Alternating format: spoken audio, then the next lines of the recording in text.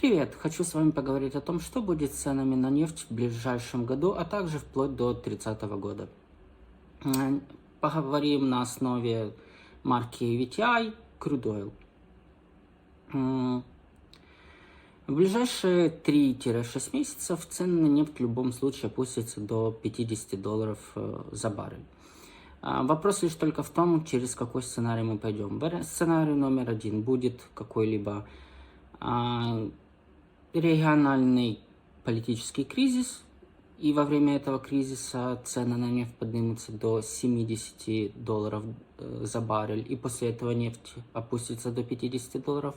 Или же никаких кризисов не будет, более того, какие-либо перемирия или просто отсутствие кризисов приведут к падению цен на баррель, цен до $50 за баррель.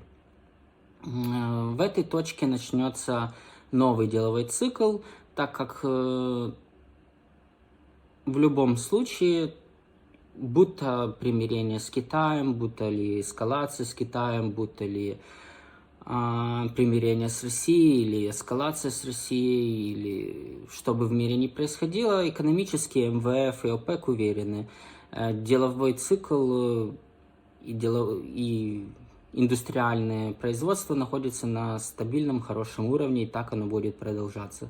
Со стороны политики, так бы или иначе, эти события будут трактоваться как впоследствии позитивные для цен на нефть. Поэтому в 2026 году, в конце, можно ожидать, что цены на нефть будут по $85 за баррель. Это подкреплено техническими уровнями, проиллюстрированными на графике. Дальше, конечно, сложно в это поверить, потому что Дональд Трамп очень ратует за то, чтобы цены на нефть были низкими. И я уверен, что именно в этот момент он включится и не даст ценам расти больше. Сделает все разными механизмами, которые в его доступе, а именно переговоры с ОПЕК, а именно решение каких-либо геополитических моментов или же простым наращиванием добычи нефти у себя в США, цены будут опущены вновь до $50 за баррель.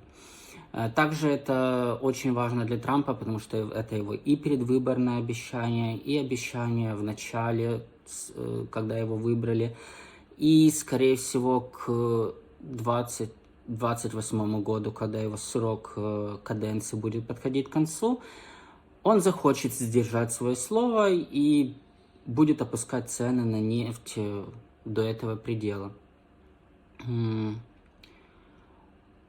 Возможно, не удастся решить вопросы с Китаем во время этого срока, и это будет дополнительно. Возможно, мы увидим экономический кризис, про который последние года, особенно месяца, говорят. И это будет основным стимулом, почему цены на нефть упадут. После того, как Трамп уйдет со своего поста, скорее всего, геополитическая обстановка на всей планете будет ухудшаться. И это будет основной стимул конца коррекции нефти и стабильного периода цены на нефть. И начнется новый цикл у нефти, который приведет к росту цен до $120 за баррель минимум.